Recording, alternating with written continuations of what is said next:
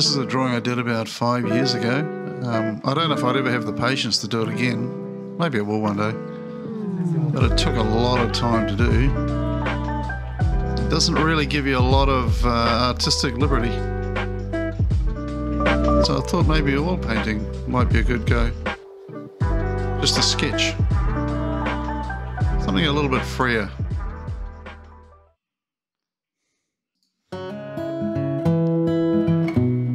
So I start off with a general sketch. I don't use pencil, I just generally put it down with paint.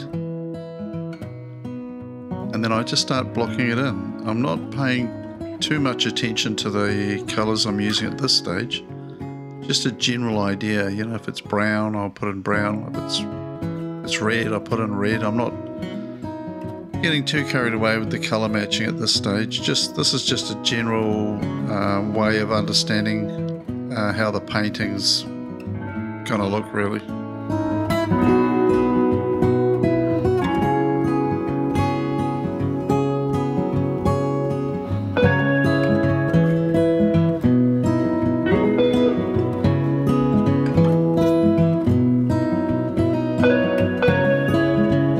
This section I'm moving away from the oil paint mixed with the turpentine and moving more to the oil mixed with liquid.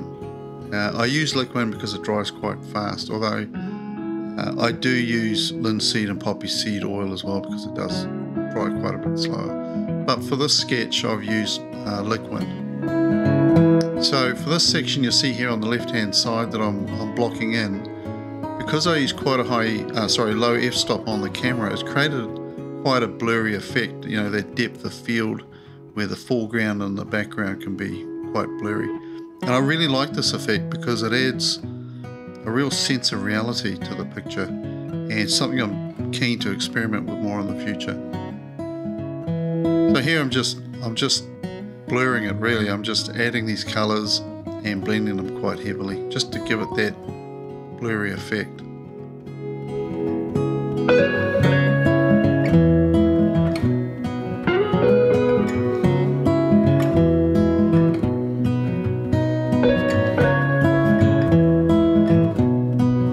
Just continuing to block in and fill in the painting at this stage. It's really just, again, adding that foundation for more detail later.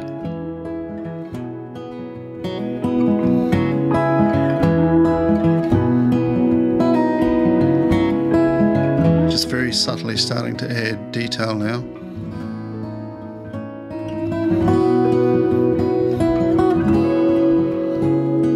And now moving on to that bottom eyelid.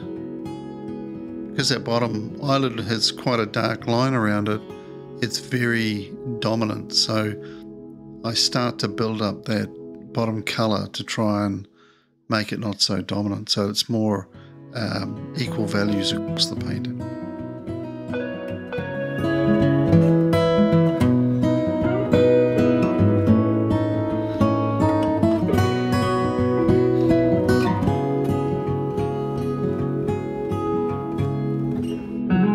Moving on to adding detail to the eye now and just blocking that in. The colours probably a little bit bright. Probably should have darkened them a bit, but it's not too bad. So I'm really just painting what I'm seeing in the photograph. I'm not overthinking it. I'm not trying to figure out how the light bounces around. Even though I might have a general idea how it works, I'm really just using the reference photograph in this one. One thing I did find about this, which was a really neat thing to learn, which is the iris colour tends to lightly blend in with the white of the eye, and you'll see that a bit later on. You can see a little bit here, and it does definitely give it a more realistic effect. Another thing to observe too is that if you look at the right hand side of the eye, you'll see it's quite a warm tone as opposed to the left hand side, which is quite cool. This is on the white of the eye, and it gives it that more 3D look. And of course, adding that bit of moisture at the bottom, just above that bottom eyelid, really adds to it as well.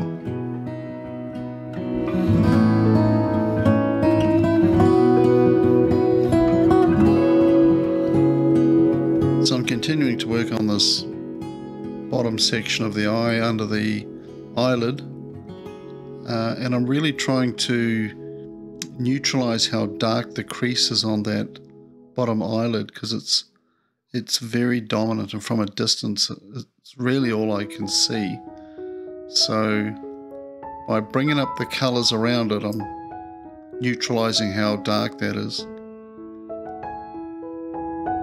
It worked for the most part, but to be honest, I think it's still probably too dark. I could take it back a few grades more, I think.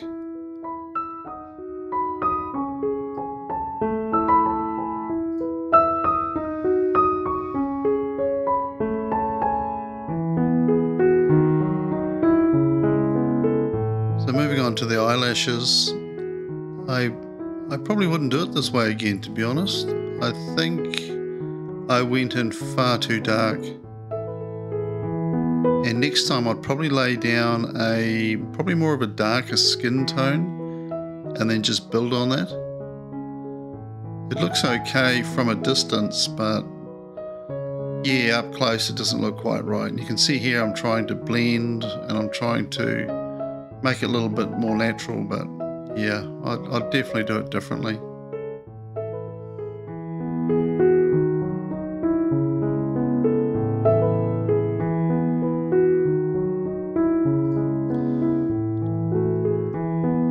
So this is the last stage of the painting, and I decided to increase the red tone because I didn't think it quite matched the painting, although it doesn't look too bad. But I really struggled with it. You'll see that I start blending and changing different colors, particularly along the dark portion, bridge of the nose, which you'll see soon. And I just persevered with it, really. I just kept trying different colors and just kept blending and adding until I was happy with the result.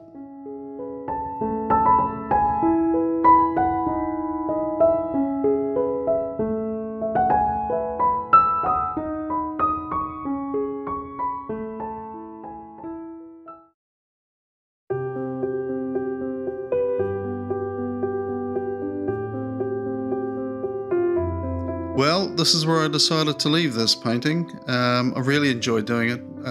Definitely looking forward to doing something similar or some more in the future. I hope you enjoyed it as well. I learned quite a bit from doing this. And if you have any questions, I'll try and answer them, so leave them in the comments below.